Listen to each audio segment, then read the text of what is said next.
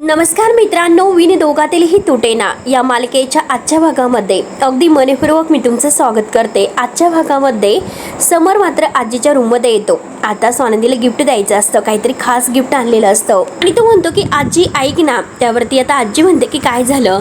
समर म्हणतो की अगं हे बघ ना आजी, स्वानंदीला हे दे ना।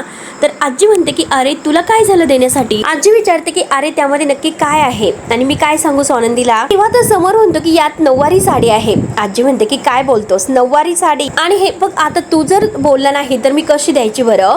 तर समर म्हणतो की हे बघ तू मान हलवली म्हणून मी तुला बोलतोस। त्यावरती आजी म्हणते की मी तुला एक विचारते, ही स्वानंदीला द्यायची का। अरे मग दे ना। त्यावरती समर म्हणतो की आजी अगं तू दे, मला कशाला द्यायला सांगते। आजी म्हणते की मी देऊ, तू स्वानंदीला तिच्यासाठी साडी घेतली आणि मी देऊ तिला। समर म्हणतो की आजी तुझ्यासाठी सुद्धा घेतो। त्यावरती आता आजी म्हणते की मला नको, माझ्याकडे भरपूर साड्या आहेत आणि मी साड्या नेसून कुठे जाणार आहे। त्यापेक्षा तू एक काम कर, रोज मला पिक्चर दाखवायला घेऊन जात जा थिएटर मध्ये। आणि बघ ना त्या दिवशीचा पिक्चर तर राहूनच गेला रे बघण्यासाठी, चल ना मग। तेव्हा आता समर म्हणतो की आजी आपण नंतर बघूयात, सिक्रेटली मात्र ही साडी मी स्वानंदी मॅडम साठी आणून ठेवलेली आहे, तू दे ना त्यांना। आजी म्हणते की अरे पण मी देऊ, तुझी बायको आहे, मी कशाला देऊ बरं। समर म्हणतो की हे बघ वटपौर्णिमा आहे आणि तू त्यांना साडी दिली तर नक्की त्यांना आवडेल। त्यावरती आजी म्हणते की अरे तू दिल्यानंतर आवडेल, तू दिली तर त्यांना आवडेल। त्यावरती आता लगेच आजी म्हणते की तुझं पण ऐकलेल। समर म्हणतो की नाही तुझा गैरसमज आहे, कारण ते खूप डेंजर आहे। त्यानंतर आजी म्हणते की ठीक आहे देते, पिंट्याने आणली असे सांगते। समर म्हणतो की नको, मी आणली सांगू नकोस, तू आणली असं सांग। त्यावरती आजी म्हणते की मी आणलीच नाही। समर म्हणतो की हे बघ अगं तू आणली आहे, मग सांगण्यासाठी काय प्रॉब्लेम आहे। आजी म्हणते की हे बघ तू तुझ्या मनातील तिला सांगितलं, पण तिने अजून तुला सांगितलेले नाही म्हणून तू अपसेट आहे वाटतं, पण काळजी करू नकोस, लवकरच ती तुला सांगेल। समर म्हणतो की हे बघ आजी अगं त्यांच्या मनात नक्की काय आहे ते खरंच मला माहिती नाही।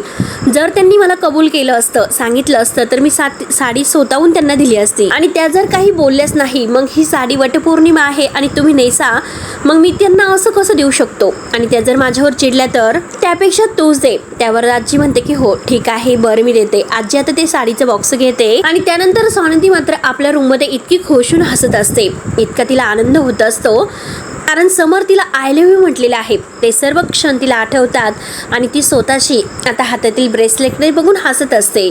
आणि तेवढ्यात आजी येते, आजी जोरात भुआ असं करते। स्वानंदी घाबरते आणि म्हणते की आजी खूप घाबरले हो। आजी म्हणते की म्हणजे त्या ब्रेसलेटकडे बघून मात्र सगळं काही आठवायचे प्रयत्न चालू आहे वाटतं। चेहरा कसा खुल्ला बघ स्वानंदी तुझा, म्हणजे पिंट्याचा बाण मात्र निशाण्यावर लागलेला दिसतोय एकदम बरोबर। स्वानंदी विचारते की आजी अहो पण तुम्हाला कसं कळाले। आजी म्हणते की मला एकदम बरोबर कळतं, कारण माझ्या खबरी आहेत ना सगळीकडे। त्यावरती स्वानंदी हसते आणि म्हणते की निकिता ताई, आणि दोघी आता खुशत हसतात। आजी म्हणते की अगं मला इतका आनंद झाला काय सांगू, कारण तो सगळा प्रकार खूप रोमॅन्टिक होता। स्वानंदी डोक्याला हात लावते आणि हसतच बापरे असं म्हणते। तेव्हा आजी म्हणते की अगं हे बघ मी तुला माझा एक किस्सा सांगते। पिंट्यांच्या आजोबांनी जेव्हा मला पहिल्यांदा केसामध्ये गजरा माळला होता, तेव्हा मी सुद्धा अशीच हसत आणि लाजत होते। आजी म्हणते की बघ हे बघ अगं किती दिवसाची मी वाट बघते। आम्ही देवाला म्हटलेच होते माझा पिंट्या आणि समर ही स्वानंदी लवकरात लवकर प्रेमात पडून देईल, आणि हे बघ नंदू मला लवकरात लवकर परतवंड पाहिजे। तेव्हा आता स्वानंदी खूपच हसते आणि म्हणते की आजी काय बोलतात बापरे, आणि आजी तुम्ही कुठपर्यंत पोहोचलात। तेव्हा आता आजी म्हणते की अगं लवकरात लवकर पोहोचा मग तिथपर्यंत, आणि काय ग तो पिंट्याला अजून लटकून ठेवलं वाटतं, आणि हे बघ जास्त त्रास मात्र देऊ नकोस माझ्या पिंट्याला। त्यानंतर स्वानंदी विचारते की राजवाडी तुम्हाला काही बोललेत का हो। आजी म्हणते की बोलला पण, आणि काहीतरी देण्यासाठी सुद्धा सांगितले, आणि ती साडी मात्र ती स्वानंदीला देते। स्वानंदी साडी बघते आणि म्हणते की आजी किती सुंदर आहे। आजी विचारते की आवडली का। त्यावरती स्वानंदी म्हणते की हो आवडली, पण त्यांनी स्वतःने का दिली नसेल बरं। आजी आता स्वानंदीला चिडवत असते की माझ्या पिंट्याला जास्त वाट बघायला लावू नको। तेव्हा स्वानंदी फारच हसते आणि आजी सुद्धा। त्यानंतर आता इकडे मलिकाला फारच टेन्शन येतं, ती रूममध्ये असते आणि म्हणते की माझ्या घरात नक्की हे काय चाललं, आणि आता मात्र नावापुरतं त्याने लग्न स्वानंदीशी केलं होतं, आणि आता त्याला पूर्णपणे वेड लागलेला आहे. मैत्रीण मैत्रीण करून मिरवत होता आणि मला तर ते सुद्धा आवडत नव्हतं. लग्न अगोदर मात्र माझ्या टाचेखाली असायचा आणि आता त्या स्वानंदीच्या प्रेमात पडलाय. मला वाटलं नव्हतं की समरचा चॉईस स्वानंदी सारखी मुलगी असेल म्हणून. आणि तेवढ्यात तिथे अंशुमन येतो. अंशुमन आता लगेच मलिकाला म्हणतो की मम्मा काही कॅश आहे का तुझ्याकडे, मला एका महत्त्वाच्या मीटिंगच्या बाबतीत पैसे लावायचे आहेत. त्यावरती आता तो कपाटात उचकायला जातो आणि तेवढ्यात मात्र मलिका त्याच्यावर ओरडते की हे बघ अंशू, हात लावायचा नाही माझ्या कपाटामध्ये. अंशुमन म्हणतो की फक्त 1-2 लाख रुपये लागतात. मलिका त्याच्यावर ओरडते. अंशुमन म्हणतो की आता थोडेसेच घेतो. तर मलिका म्हणते की हे बघ हात लावायचं नाही. अरे कायम जुगार जुगार जुगार करत असतो, एकदा तरी जिंकलास का? अंशुमन म्हणतो की जिंकेल ना मग, एवढं काय त्यात. मलिका म्हणते की अरे तुला मूर्ख म्हणण्याची सुद्धा मला लाज वाटते. कुठल्या जगात तू राहतो? अरे जग कुठे चाललं, आपण कुठे आहोत? ते मी अख्ख्या राजवाड्यांच्या साम्राज्याची मालकीण व्हायला बघते आणि माझी एनर्जी मात्र आता तुला म्हणजे समजवण्यात जाते, पण तुझा काही उपयोग नाही. अंशुमन म्हणतो की नक्की तुला काय झालं, तू माझ्यावर इतकी का भडकतेस? आता मलिका म्हणते की भडकू नाही तर काय करू? मलिका आता त्याला सांगते की हे बघ, अरे तिकडे समर मात्र स्वानंदीच्या प्रेमात पडलेला आहे. हे ऐकून आता अंशुमनला धक्का बसतो. अंशुमन म्हणतो की काय बोलतेस, स्वानंदीच्या प्रेमात पडला दादा? तर मलिका म्हणते की हो, जाऊन बघ आणि समरला जाऊन विचार की असं कसं होऊ शकतं, आणि तू तर तिला आता प्रपोज सुद्धा केलं. अंशुमन शॉकनेच विचारतो की काय मम्मा, समर दादाने प्रपोज सुद्धा केलं? आणि अंशुमन लगेच विचारात पडतो. तर मलिका विचारते की काय झालं, कुठे हरवलास? अंशुमन म्हणतो की आपल्याला मात्र सुष्मिताच्या भरोशावर राहून नाही चालणार, आपल्याला काहीतरी केलं पाहिजे. मलिका म्हणते की मी लावते, पण तू तर काहीच करत नाही, तू फक्त जुगार खेळतो. अंशुमन म्हणतो की मी दुसरा कोणीतरी माणूस बघतो आणि असे फ्रॉड सही करणारे खूप काही असतात, सुष्मिताच्या भरोशावर बसून आपल्याला नाही चालणार. मलिका म्हणते की हे बघ, अजिबात मला बाहेरचा माणूस नकोय. तर अंशुमन विचारतो की का? मलिका म्हणते की मला कोणत्याही बाहेरच्या माणसावर अजिबात विश्वास नाही, आणि तुला कळतं का समरला जर थोडीशी जरी ह्या कामाची झनक लागली तर अवघड होईल, त्यामुळे हे काम मात्र सुष्मितालाच करून दे. अंशुमन म्हणतो की ती एकदम डम आहे. मलिका म्हणते की असून दे, अरे ती डम आहे याचाच आपल्याला फायदा होतो, आणि एकतर ती आपल्या घरातील आहे, त्यामुळे घरातील गोष्टी घरातच राहतील. तू शांत राहा, तू फक्त वकिलांशी बोलून घे, त्यांना कोणते कोणते पेपर हवे आहेत ते रेडी कर, हे काम तुझं असेल. कळाले तुला मी काय सांगितले ते? त्यानंतर आता स्वानंदी मात्र वटपौर्णिमेच्या पूजेला समरने आणलेली साडी नेसते आणि खूप छान तयार होते. आरशासमोर उभी असते आणि तिचा शृंगार सुरू असतो. समर मात्र तिच्या मागून येतो, रोमांटिक होत तिच्याकडे आता बघत असतो. आणि तेवढ्या स्वानंदी मागे वळून बघते, तिला हसू येते. ती विचारते की काय झालं?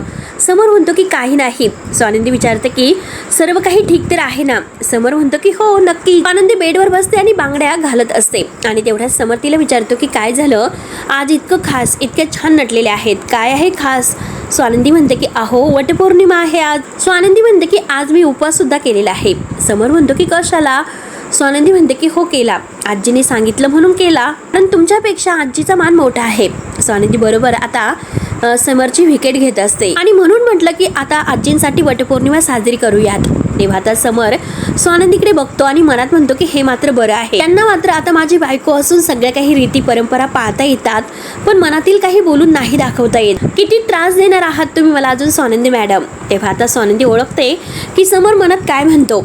ती मनात म्हणते की हो, अजून जास्त त्रास नाही देणार, कारण तुम्ही मला तुमच्या मनातील प्रेम कबूल केलं. आणि तेव्हा ती खाकरते.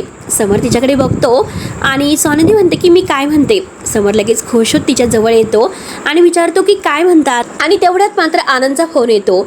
तर आनंद मात्र मीटिंग बद्दल आता समरशी बोलत असतो. समरला तर स्वानंदीशी बोलायचं असतं. समर म्हणतो की ठीक आहे मी पोहोचतो आणि बाय करून आता फोन ठेवतो. स्वानंदी विचारते की म्हणजे तुम्ही निघालात का? समर म्हणतो की हो. तर स्वानंदी विचारते की आज तुम्ही थोडासा वेळ काढू शकताल का? स्वानंदी म्हणते की मला तुम्हाला कुठेतरी बोलवायचं आहे. समर विचारतो की कुठे?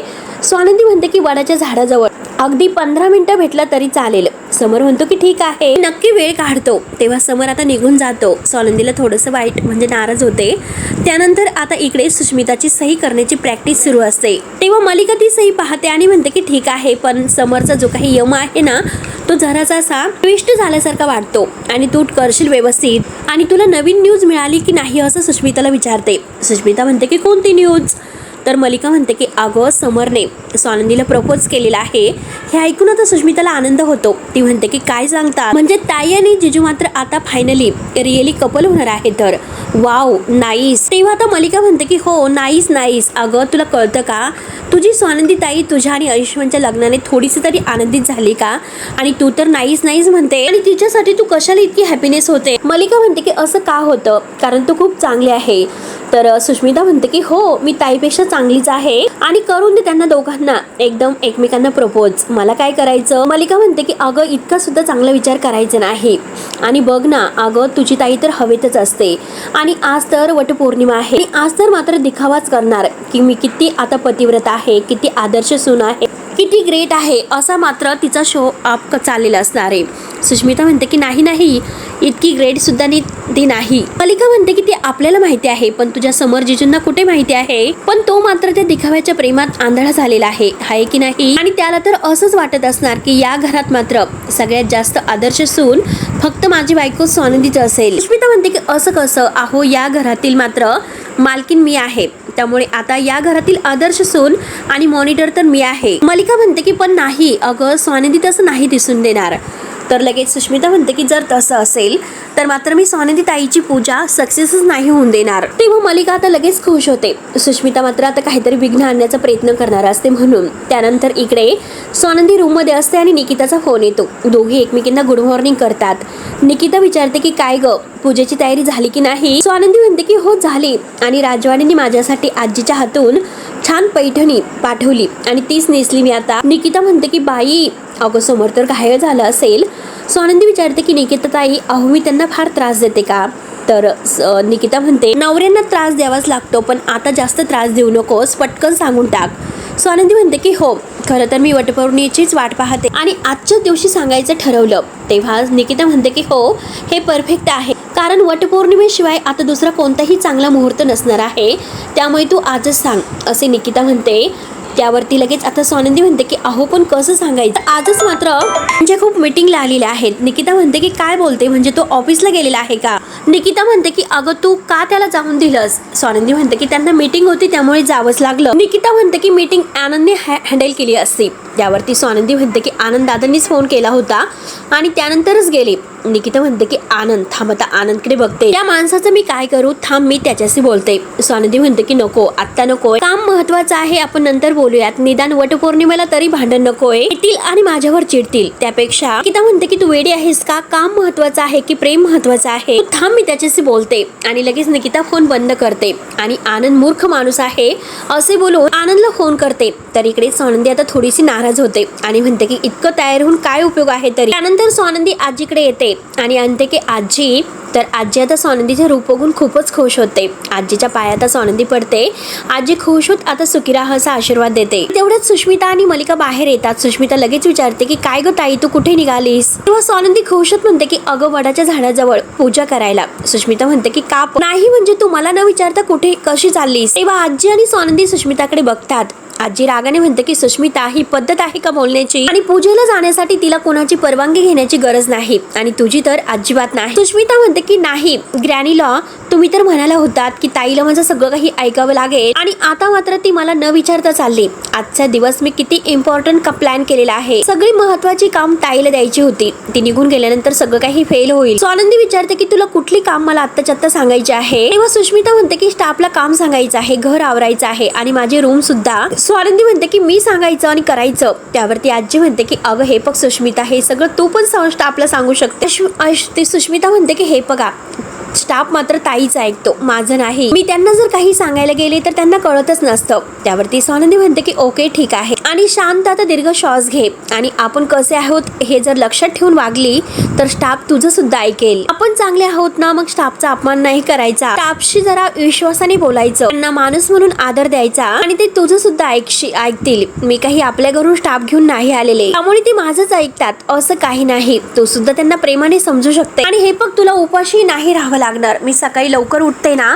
मग स्टाफला मी आता सगळं काही मेनू सांगून ठेवलेला आहे आणि सगळं तयार झालेलं आहे. आजी म्हणते की मला माहिती आहे ना त्यांच्यावर कोण डाफरतं. तेव्हा मलिका म्हणते की आई सुष्मिता कसं लहान आहे आणि त्यात म्हणजे थोडीशी बावचळली, आपणच तिला सपोर्ट दिला पाहिजे हो की नाही? स्वानंदी म्हणते की तिला हवा तेवढा सपोर्ट मिळेल कारण मी तिची बहीण आहे. सगळ्यात जास्त या घरात सपोर्ट माझ्याकडून मिळेल, पण जास्त अरे रावे मी नाही सहन करून घेणार माझ्या लहान बहिणीची. आणि स्वानंदी सुष्मिताकडे रागातच पाहते. तर मित्रांनो शेवटी हा भाग येथे संपतो.